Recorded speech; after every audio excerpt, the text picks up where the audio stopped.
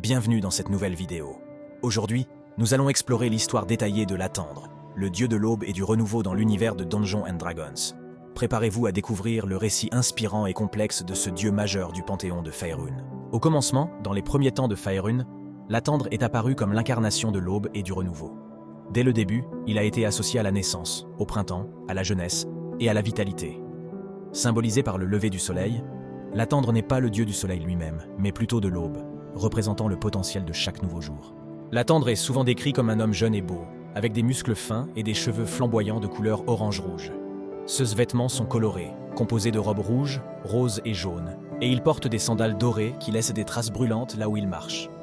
Lorsqu'il apparaît, il aime se matérialiser dans un spectacle glorieux de rayons de l'aube. Son caractère est marqué par un optimisme éternel et une volonté constante de se concentrer sur les espoirs pour l'avenir plutôt que de s'attarder sur les échecs du présent. Latendre encourage ses fidèles à adopter l'altruisme proactif et à réévaluer constamment les anciennes méthodes pour s'améliorer. Dans les temps anciens, Latendre était romantiquement lié à Tyche, l'ancienne déesse de la fortune. Ensemble, ils ont partagé de nombreuses aventures divines, notamment l'observation de la naissance d'un nouvel univers pendant une année entière. Cependant, cette relation a pris fin de manière tragique. Tyche, corrompue par Moandre, s'est scindée en deux nouvelles déesses, Tymora, la déesse de la chance, et Béchaba, la déesse de la malchance. Cette perte a profondément marqué Latendre, qui se souvient de son ancienne amante avec affection. Le cataclysme de l'aube est l'un des événements les plus marquants de l'histoire de Latendre. Pendant cette période, Latendre a tenté de remodeler le panthéon de Faerûn à son image.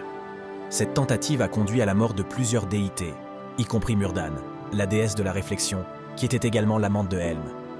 Cet événement a provoqué une profonde rancune de la part de Helm envers Latendre. Latendre attribue l'échec de cette entreprise à l'interférence des agents de Shar, la déesse des ténèbres, et a depuis lors secrètement travaillé sur une seconde tentative de réforme du Panthéon. À travers les siècles, Latendre a acquis de nombreux alliés parmi les autres déités de Faerûn. Il est allié avec Chantea, la déesse de la nature, avec qui il partage une relation romantique de longue date.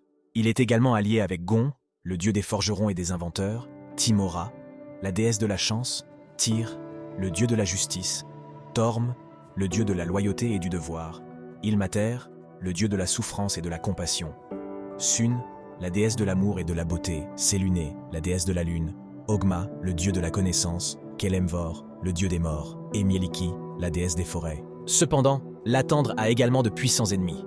Cyric, le dieu de la folie et du mensonge, Talos, le dieu de la tempête et de la destruction, et Shar, la déesse des ténèbres, sont ses adversaires les plus redoutables.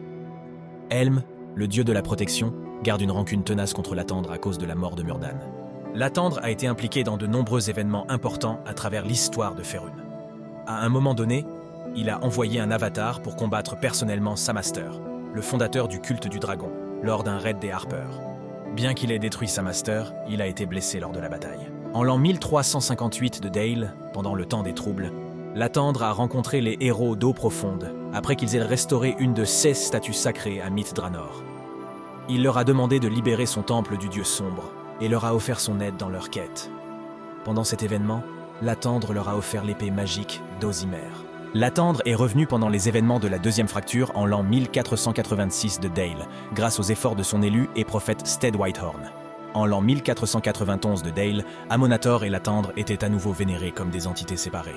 Aujourd'hui, Latendre reste un dieu d'espoir et de nouveaux départs, toujours prêt à inspirer ses fidèles à se renouveler et à chercher la lumière. Sa présence continue d'apporter chaleur et encouragement à ceux qui cherchent à s'améliorer et à créer un monde meilleur. Merci d'avoir regardé cette vidéo. Si vous avez apprécié, n'oubliez pas de laisser un like, de vous abonner et de partager. Dites-nous en commentaire ce que vous pensez de Latendre et des autres divinités de Dungeons & Dragons. À la prochaine pour une nouvelle aventure dans les mystères de Faerûn.